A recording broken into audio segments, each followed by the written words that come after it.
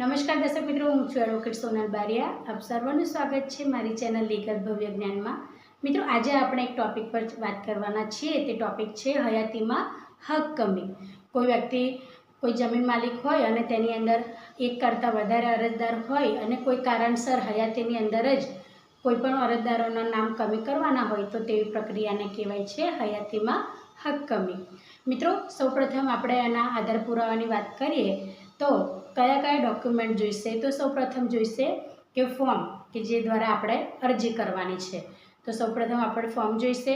ફોર્મની અંદર લગાડવા માટે કોર્ટ ફી ટિકિટ જોઈશે કે જે 3 રૂપિયાની આવે છે। ત્યારબાદ આપણને જોઈશે 50 રૂપિયાનો સ્ટેમ્પ કે જેની ઉપર સોગંદનામું કરવાનું હોય છે।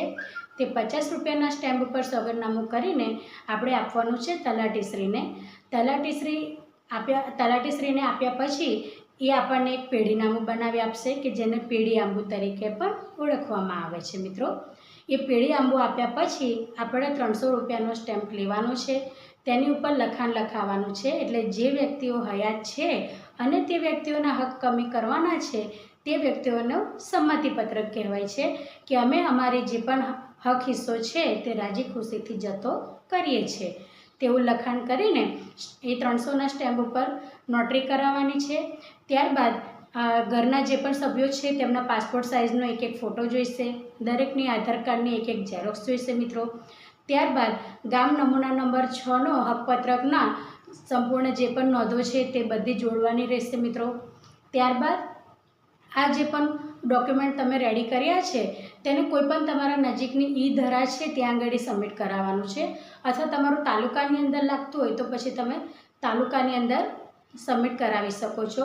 પરંતુ ખાસ નોંધ તમે લેજો મિત્રો કે તેની અંદર 7, 12 અને 8 અને જે નકલ છે તેને જોડવાની છે, અને તે કેવી કે તત્કાલ કઢાવેલી, વર્ષો જૂની કે 2-4 મહિના પહેલાંની નહીં મિત્રો। કારણ કે તમે જે સમયે અરજી આપો છો તે સમયની તાજી નકલ તમે આપશો તો મામલતદારશ્રી કે જે પણ ચેક કરશે એમને ખ્યાલ આવશે કે આની અંદર આટલા નામ છે હમણાં હયાતમાં, તો આ નામ કાઢવાના છે।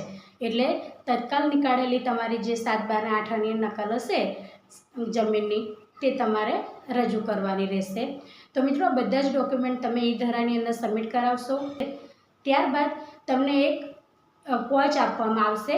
એ પહોંચ આપ્યા બાદ 30 દિવસની અંદર આ કાર્યવાહી થશે અને મિત્રો એક નોટિસ બહાર પડશે કે જેનું નામ છે 135D નોટિસ, અને આ તમારી જે કાર્યવાહી છે તે 45 દિવસની અંદર મિત્રો પૂરી થશે। પરંતુ જો કોઈ કારણસર અડચણ ઊભી થઈ અથવા કોઈ અન્ય કારણોસર જો વધુમાં વધુ સમય થાય તો 90 દિવસની અંદર તમારી આ જે અરજી છે તે મંજૂર થઈ જશે મિત્રો।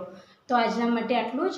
જો વિડીયો ગમ્યો હોય તો લાઈક કરજો, શેર કરજો, મારી ચેનલને સબસ્ક્રાઈબ કરજો। જો મિત્રો તમારે કોઈપણ પ્રકારની સમસ્યા હોય, કોઈ પ્રશ્ન હોય તો કોમેન્ટ બોક્સની અંદર જરૂરથી જણાવજો। જય હિન્દ, જય ભારત।